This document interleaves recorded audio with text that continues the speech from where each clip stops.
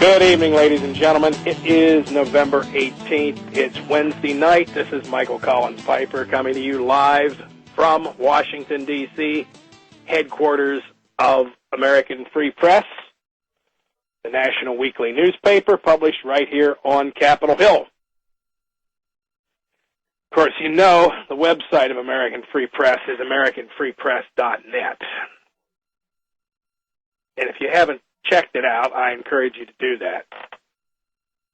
American Free Press is a good newspaper, provides a lot of differing opinions, but all basically on the same page. Now, tonight, all things being equal, we are going to be joined very shortly by a new columnist for American Free Press. I think he has had 2 or 3 columns published in the paper during the last several weeks. Can't remember how many there have been, frankly. But I do know that they're good stuff. The column he's got in this week's issue of American Free Press, which I saw visiting down there at the American Free Press office this afternoon, was good stuff. Now, of course, I am referring to former Congressman Jim Traficant. He was a Democrat from Ohio, but I tell you what, he was more of an independent in many ways than he ever was committed to any particular political party.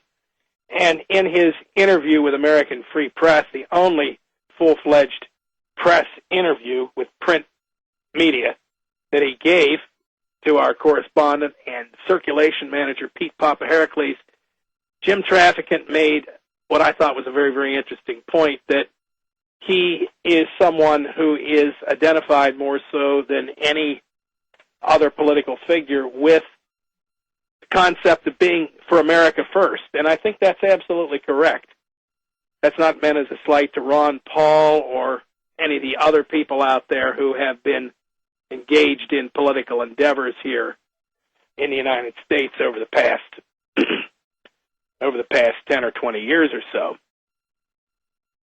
Now, they're trying to reach Jim right now, and I expect he'll be with us very, very shortly. I'm sorry? Okay, great, yeah. So, as I say, I thought that was a very interesting comment from Mr. Traficant that he is identified with the theme of America first. And, you know, that goes in a lot of different directions. Now, I do want to preface something by saying it's kind of funny. I just read on the Internet the other day that Jim Traficant and I have been engaged in a conspiracy.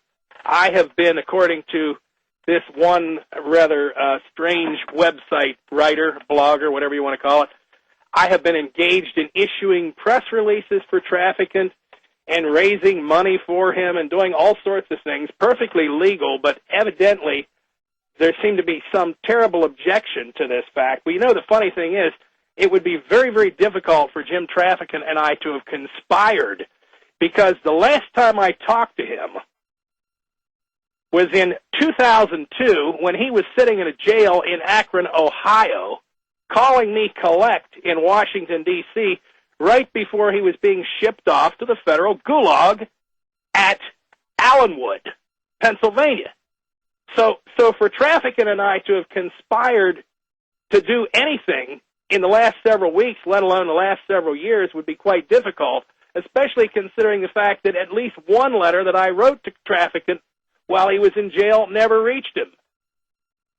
But I am pleased to say that he is with us now, and I welcome Jim Traficant aboard. Jim, do you want to conspire? Yeah, we're conspiring, I guess. So I guess we're communicating. You know what, Jim? We're conspiring right into the first commercial. That's all right. I'll wait for you. Back. All right, ladies and gentlemen, welcome back. Michael Collins Piper here. Great pleasure to have our very, very special guest on here tonight, former Congressman Jim Traficant. Jim, welcome aboard.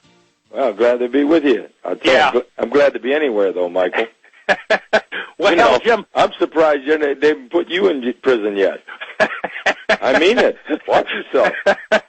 Well, let's put it this way. Bad things happen to good people. Well, you watch yourself. Well, you know, Jim. Joke, I've gone through some hell here. You know, you spent 7 years. You spent 7 years in the can, and to the best of my research, and I happen to be a bit of a researcher, it looks to me as though you served more time in prison than any member of Congress who ever went to prison thus far. There's no doubt about it. You know what? When you're the number one target of the Justice Department since 1983, the number one target of the American Israeli Public Affairs Committee starting in 1990, I think that it's quite evident you're probably going to do more time than anybody else. They really did what they had to do to put me in prison. They couldn't beat me with a gun as far as they tried every year, and they tried to indict me 4 or 5 times over a 20-year span. But, you know, Michael, I'll tell you what, I'm better for it. And there's a statement that was made by Nelson Mandela that if you really want to know the true nature of a nation, to see the real underbelly of a nation, you got to go through the prison. Mm-hmm. And I think I have. Yeah, you know, it's funny. I've known a lot of people who've been locked up over the years. Some people did what they were locked up for. Some people didn't do what they were locked up for, like you. But, you know, that's the one thing that I've consistently heard from people who have been there and done that, so to speak. And, you know, I said from the beginning, as you well know, I said these people are railroading Traficant. A lot of people, you know, generally think that, well, if a guy's a member of Congress, he must be a crook, but maybe he's our crook. But you consistently refused to accept a pardon or ask for clemency because you said you wouldn't admit to things that you didn't do. And a lot of people would have been ready to do that. Well, I wouldn't do that on my life. And I'll tell you something, Michael, they'll pay before it's over, you know. 5 of the 9 people have now admitted that they were pressured to lie. And there's a young man in Nigeria whose life was ruined because he said he wouldn't perjure himself for the government against trafficking. That's the Okolo young man from Baltimore. And I'm surprised no one's looked into his case. He's a black man that came over here. His parents came over here from Nigeria, and he had an auto leasing company in Northern Virginia. And I had someone lease me a car and hold it with their credit card. And the government went to him and wanted him to say there were kickbacks involved. And he told me, and I ran into this guy at Ellenwood prison up there in Pennsylvania. He said, if it was just you, he says, I'll tell you the truth. He said, I'd have lied right through my teeth and wouldn't have gone through all this, he said. But I had to implicate the other guy that brought the credit card to hold the car. And he said he had 2 small kids like me, and I just couldn't do it. Well, bottom line, Michael, is they eventually sent him to prison, put him on diesel therapy when they realized he talked with me. He's 11 months on a bus, honest to God. Then they tried to get him on bank fraud. Then they deport him. So he submits this affidavit to the Nigerian government that his life was ruined because he wouldn't perjure himself and commit a crime for the Justice Department. His attorney calls him and tells him that if he don't submit another affidavit saying he's just distraught and upset, that they're going to deport his 79-year-old parents. He finally had enough. He said, go to hell. Well, the bottom line, Michael, the INS start deportation orders on his 79-year-old parents who were in the country for over 40 years.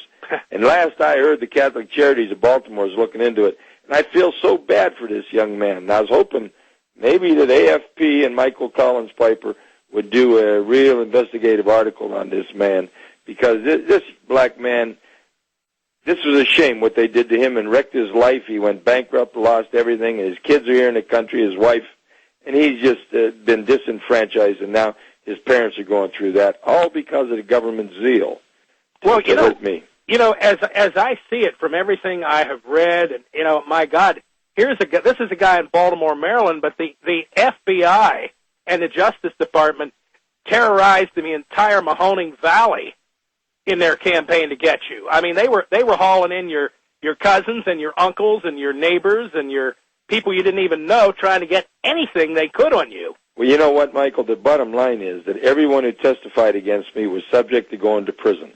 Mm-hmm. They had no evidence at all. And now, you've been around, and you're probably as astute as political investigator, journalist that exists in this country.